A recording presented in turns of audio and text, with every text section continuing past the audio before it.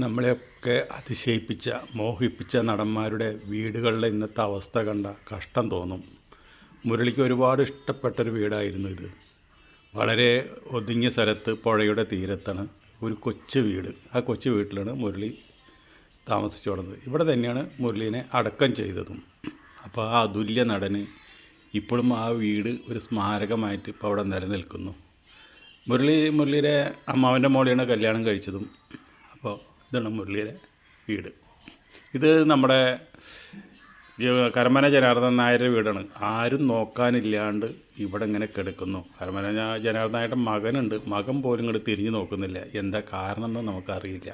അതും അവിടെ നശിച്ച് കിടക്കുകയാണ്. ഇത് നമ്മുടെ കലാഭവൻ മണിയുടെ വീട്. കലാഭവൻ മണിയുടെ വീട് പിന്നെ എല്ലാവർക്കും അറിയണതാണ്. പക്ഷെ ഇപ്പോൾ ഇവിടെ ആരും താമസമില്ല.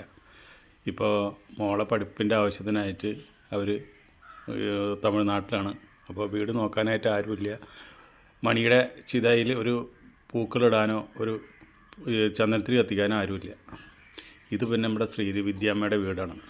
അതും നോക്കാൻ ആളില്ലാണ്ട് ഗവൺമെൻറ്റിൻ്റെ കസ്റ്റഡിയിലാണ്. പക്ഷെ എന്നിരുന്നാലും ഒന്നും മൂന്നല്ലാത്ത രീതിയിൽ കിടക്കണം. ഇങ്ങനെയൊക്കെയാണ് നമ്മുടെ വലിയ വലിയ നടികളിലെയും നടന്മാരെയൊക്കെ വീടുകളിലെ അവസ്ഥ.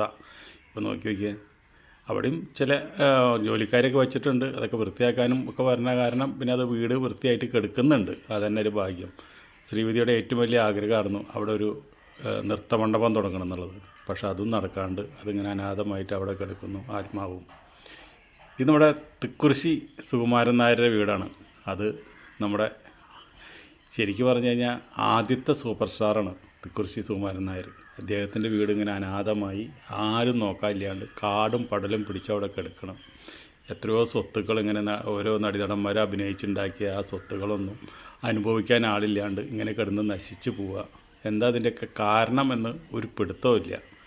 എന്തായാലും ഇപ്പോൾ എന്ത് ചെയ്യാൻ പറ്റും. ഇത് നമ്മുടെ പ്രിയപ്പെട്ട നമ്മുടെ രാജൻ പി ദേവൻ്റെ വീടാണ്.